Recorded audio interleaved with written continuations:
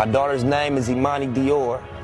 She 4, and her name means beautiful faith in Swahili, you know, but She grew up without a father. She fought through a custody war that played out in headlines across the world. She inherited millions, but no amount of money could fill that void. And now, at 18 years old, Nipsey Hussle's daughter, Emani Asgodom, is navigating the streets of Los Angeles on her own terms. And some people are saying she's starting to walk down the same path that made her father both a legend and a target. Emani Dior Asgodom just hit adulthood, and the life she's living right now is something that would break your heart if you knew the full story. And today, we're going to tell you everything. Yo, what's good, fam? Welcome back. If you've been rocking with this channel, you already know we don't do surface-level coverage. We get into the real story. The facts, the family dynamics, the street culture, the heartbreak behind the headlines. And today we're going deep on one of the most emotional stories in hip-hop right now. This is the full breakdown of Emani Asgodom, Nipsey Hussle's firstborn, who just stepped into adulthood carrying a weight that most grown men couldn't handle. We're talking about a young woman who lost her father at 10 years old, got caught in a public custody battle that lasted years, and is now standing on the edge of adulthood in one of the most complicated zip codes in the entire country. Before we get into it, make sure you hit that like button and subscribe if you're new, because where this story goes, you're going to want to be locked in from the jump. Let's get into it. Now, before we get into Emani's story, let me keep it 100 with y'all and set the scene, because to understand what she's living right now, you gotta understand who her father was, where he came from, and what kind of world she was born into. Nipsey Hussle, born Emani Joseph Asgodom on August 15, 1985, was not just a rapper. He was a community builder, a business visionary, an activist, and a father. He grew up in Crenshaw, South Central Los Angeles, one of the most gang-dense neighborhoods in the entire country. His mother, Angelique Smith, was African American. His father, Dawit Asgodom, was an Eritrean immigrant who fled his country during a war to build a better life in America. So right from the start, Nipsey was shaped by two worlds: the pride and discipline of African heritage and the raw, unfiltered reality of South Central. By the time he was 14, Emani had already joined the Rollin' 60s neighborhood Crips, one of the most well-known and deeply rooted Crip sets in Los Angeles. This wasn't a choice made out of some thrill-seeking fantasy. In neighborhoods like Crenshaw, the gang structure was the community structure. It was protection, it was brotherhood, it was identity. Nipsey understood that from the inside out. And what made him different from so many others who came up the same way was that he eventually used all of that understanding to try to change it.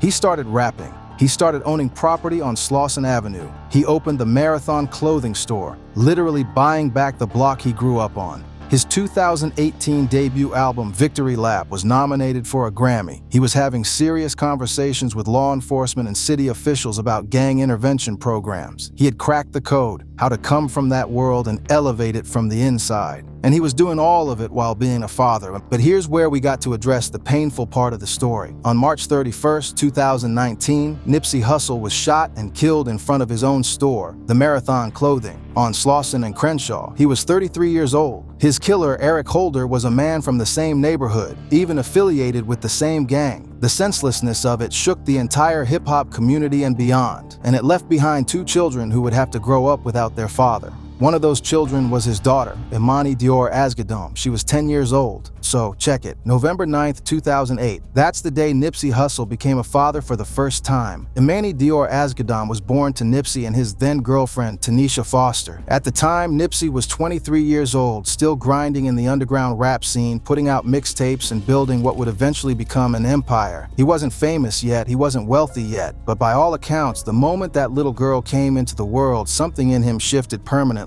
Now, in the hood, we know that having a child young before you got your footing can go one of two ways. It either pulls you down or it lights a fire under you. For Nipsey, it lit the biggest fire you've ever seen. He openly talked about how becoming a father changed his entire outlook, his entire grind. In a 2018 interview with Stephen Curry, Nipsey said, and I'm paraphrasing here, that in hindsight, having kids was probably the best thing he ever did. That's how he felt about being a dad. That's how much Emani, and later Cross, meant to him. What's important to understand is that Nipsey and Tanisha's relationship was on and off for years. He later fell in love with actress Lauren London, who he was with from around 2013 until his death. But through all the relationship complexity, Nipsey never stepped away from Emani. He was present, he was active, he took her to events, he shared those moments on social media, and multiple people in his circle confirmed over the years that his bond with Emani was something real and deep, a relationship that went beyond just showing up for cameras. Emani grew up watching her father be more than just a rapper. She watched him turn a clothing store into a movement. She watched him host free health fairs in Crenshaw. She watched him sit down with politicians and activists. She got to see the version of Nipsey Hussle that the rest of the world was only just beginning to understand. And in her young mind, that was just her dad. A man who showed up, who cared, who had a plan, and who tried every single day to be a compass in a neighborhood that had none. Former associates and family members have spoken about how Nipsey would emphasize integrity and leadership to Emani, trying to give her the kind of grounding that would carry her through life regardless of what came. For a young girl growing up in the shadow of Crenshaw, those lessons were invaluable. She was surrounded by a complicated world, but her father was trying his hardest to be her anchor. And then, without warning, that anchor was ripped away. March 31st, 2019. Emani was 10 years old. She woke up that morning as the daughter of a living legend in the making. By that afternoon, she became the daughter of a martyr. Let that sink in for a minute. For those who know the culture, losing a father to street violence in South Central is not an abstract concept. It's a specific generational wound. But Emani's loss happened in the public eye, in front of the entire world. The internet exploded. The vigils outside Marathon Clothing drew thousands. The tributes from Jay-Z, LeBron James, Barack Obama, and countless others were everywhere. The whole world was grieving her father, and she had to process her own private pain inside that very public storm. There was nowhere quiet for her to fall apart. The grief had an audience, and that audience never left. Weeks after his death, in May 2019, there was a hearing in LA County Superior Court, and Emani was present. TMZ reported that when she saw her mother Tanisha in the courtroom that day, the emotion in the room was overwhelming. Tanisha reportedly broke down in tears. The hearing was over who would be Emani's legal guardian going forward, and that is where one of the most painful chapters of her young life truly began. Here's where the story gets real complicated, fam. Nipsey's family, his brother Black Sam, his sister Samantha, and his mother Angelique moved quickly after his death to obtain legal guardianship of Emani. Their concern? That Emani's mother, Tanisha Foster, was not in a position to properly care for her. The family alleged that Tanisha had a history of substance abuse and had been involved in troubling incidents around children. Tanisha, for her part, voluntarily agreed to allow the Asgodom family to take guardianship, at least initially, because she recognized her own financial limitations and wanted to make sure Emani maintained the lifestyle and connections she had built with Nipsey's family. She trusted them, and according to Tanisha, they didn't hold up their end of the deal. In 2022, Tanisha filed a petition to have the guardianship terminated. She claimed that Nipsey's family had used their financial power and influence to restrict her access to her own daughter. She claimed they had promised financial support and involvement that never came through the way it was supposed to. She said Emani longed to live with her mother, that Emani herself was asking when they could finally be together again. There is no longer any need for guardianship, Tanisha wrote in her court filing. Emani routinely asks me when are she and I going to be able to live together. She longs to be with me as her mother. I am begging the court to terminate the existing guardianship. That's some real heartbreaking stuff right there. A mother separated from her child, pleading with a courtroom just to be allowed to raise her own daughter. And on the other side, a family fiercely protecting the child of a man they loved and lost. For years, Emani was caught directly in the middle of all of this. Growing up, grieving, and watching the two sides of her world fight over her in legal documents and courtrooms while she was just trying to be a teenager. Now, the real kicker, and this is the update a lot of people have been sleeping on, is that in March 2025, this custody battle finally reached a resolution. According to court documents filed on March 5, 2025, Tanisha Foster was officially granted joint physical and legal custody of Emani, sharing that custody with Black Sam. Here's how the arrangement breaks down. Emani spends 60% of her time with her mother, Tanisha, and the remaining time with her uncle, Sam Asgodom. As part of the new agreement, Nipsey's mother Angelique and sister Samantha stepped down from their roles as co-guardians. Sam remains the sole guardian on the family side, while Tanisha and Sam share equal decision-making rights when it comes to Emani's well-being. The court agreement also states that Tanisha retains her full parental rights, something she had been fighting to have formally recognized for years. And there was language in the deal confirming that Emani should continue participation in all existing academic and extracurricular activities, whether she's staying with her mother or with Sam. Now, for y'all who might not understand just how significant this is, let me explain. In families dealing with the aftermath of a high-profile death in the streets, especially when money and power are involved, custody battles rarely end this cleanly. The fact that both sides came to an agreement rather than forcing a judge to hand down a ruling says something. It suggests that somewhere along the way, the priorities shifted back to what was actually best for Emani. And Emani, who was turning 16 when this agreement was filed, is old enough that her own voice almost certainly played a role in shaping that outcome. But this ain't just about legal paperwork. This is about a young woman who spent the majority of her teenage years split between two households, carrying the grief of losing her father, living under the scrutiny of the public eye, and never being given a real chance to just be a normal kid. The custody resolution was a step forward, but the emotional damage of those years in limbo doesn't get fixed by a court document. But here's where we got to address something that a lot of people are curious about, because Emani's story doesn't exist in a vacuum. It's connected to how the entire Asgodom family and circle is living now, years after Nipsey's passing. The question of income, legacy, and day-to-day life is central to understanding what kind of environment Emani is growing up in. Let's start with the estate. In November 2023, Black Sam filed a full accounting report of Nipsey's estate holdings, and the number that came out was $11 million. That breaks down like this: roughly $7 million sitting in various bank accounts, and the remaining $4 million spread across business interests, including 100% membership in All Money Inc., 100% interest in Marathon Studios, 100% interest in the Marathon Touring Company, 100% interest in the Marathon Clothing Inc., and Nipsey Hussle's full trademark portfolio. That is a real, functioning business empire, not just memorabilia and merch. The report confirmed that Emani and Cross are the sole beneficiaries of their father's estate, each receiving a 50% share.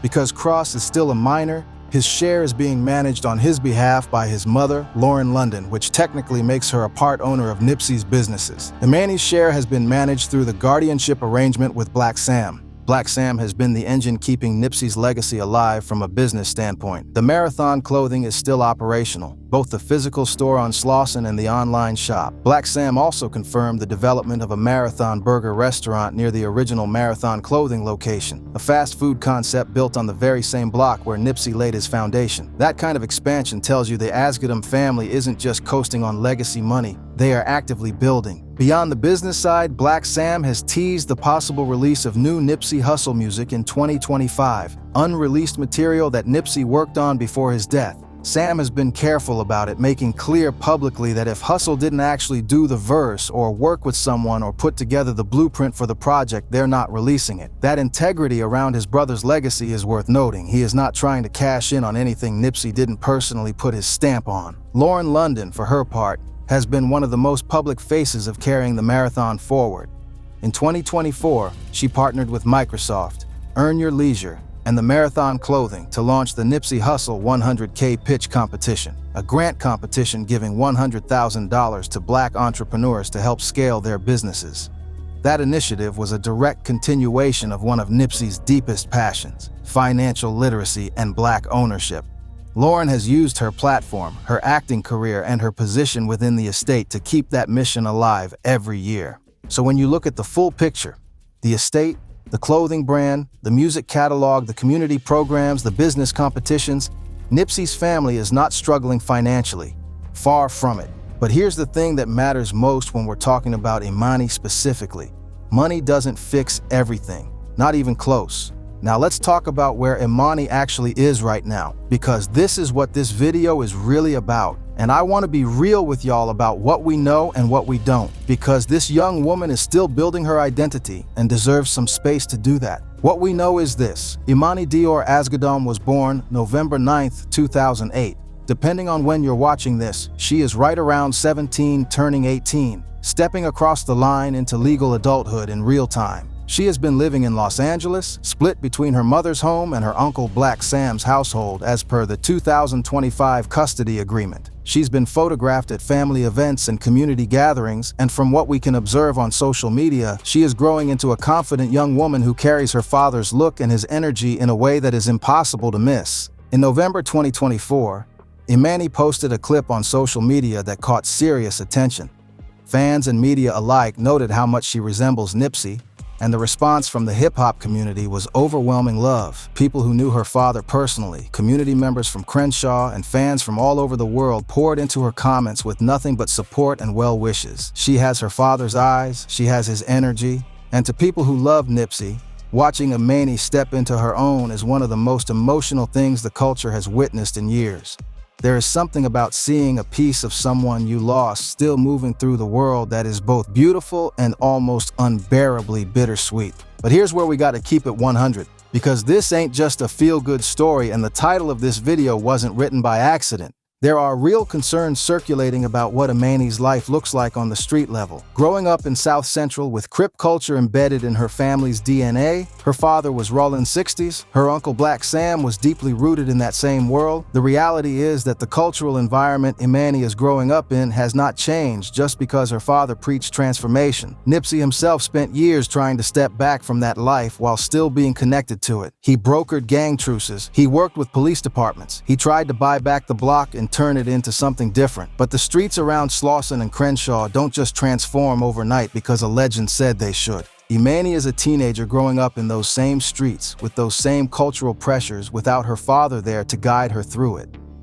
The question a lot of people in the community are quietly asking is, who is watching over her in that specific way? Is Black Sam, a man who has done real work managing the legacy, also doing the intentional daily work of making sure she's not getting pulled into the same gravitational force that took her father's life? These are not accusations. They are the questions that people who love Nipsey are asking out of genuine concern, because they watched a man who tried to transcend the streets get killed in front of his own store. They are not trying to watch his daughter walk that same road. The sad truth is that inherited wealth is no guarantee of safety or direction when the cultural environment around you stays unchanged. Emani will inherit her share of a multi-million-dollar estate, but she's also growing up in a zip code where gang affiliation is still a daily reality, where the memory of her father is painted on murals right outside the very spot where he was murdered, and where everyone who loved Nipsey is watching her every single move. That kind of pressure is something no teenager should have to carry, and she is doing it largely without the one person who was built to help her carry it.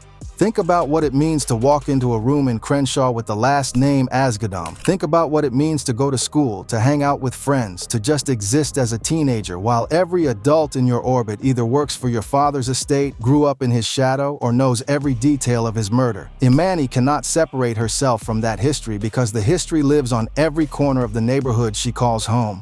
The mural of her father's face is around the corner from where she sleeps. The store that bears his legacy is the same spot where he took his last breath. That is not a background detail. That is her daily reality. Now, for y'all who might not be from the culture, let me break this down so it hits the way it's supposed to.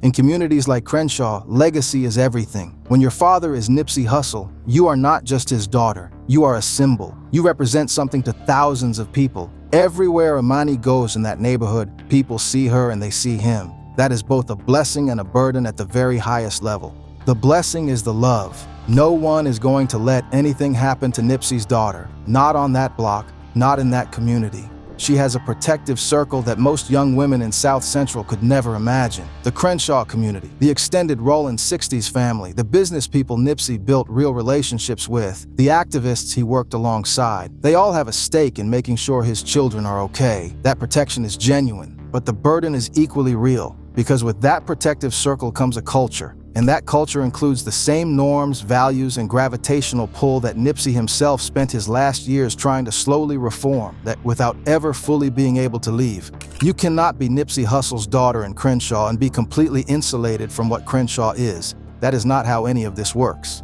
The observations that Emani may be gravitating toward that street lifestyle, following in her father's footsteps, not just musically and entrepreneurially, but in the gang culture that defined his early world, are not shocking to anyone who truly understands that environment. They are heartbreaking, but they are not surprising. This is the cycle. This is the trap that Nipsey was fighting against with everything he had, and the deep tragedy is that his death may have broken the very protection he was building for his daughter. This is not about blame, it is about understanding what is real. At the end of the day, Emani Asgodom's situation is bigger than one girl's story. This is about what happens to children left behind by street violence in communities that are rich in culture but underserved in the kind of structural support that could actually interrupt these patterns and change outcomes across generations. Nipsey Hussle understood this better than almost anyone. He used to say the marathon continues, meaning the work doesn't stop, the grind doesn't stop, the mission doesn't stop. He was talking about himself. He was talking about his community. But most of all, whether he framed it in those exact terms or not, he was talking about his children. Emani is now carrying that marathon. She is carrying his name, his legacy, his blood, and the expectations of millions of people who loved her father and want his story to mean something beyond tragedy. She is doing it as a teenager without him, in the same neighborhood where he was taken, with a family that has done its best to hold things together while also navigating their own pain and public battles. And still, this needs to be said.